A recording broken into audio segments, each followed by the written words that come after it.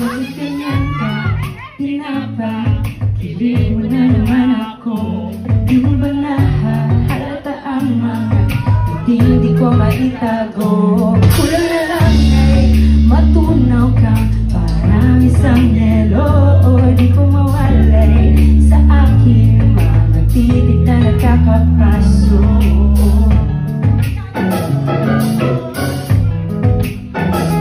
Bakit ganyan ka? Di nakasawa kasama maghapon.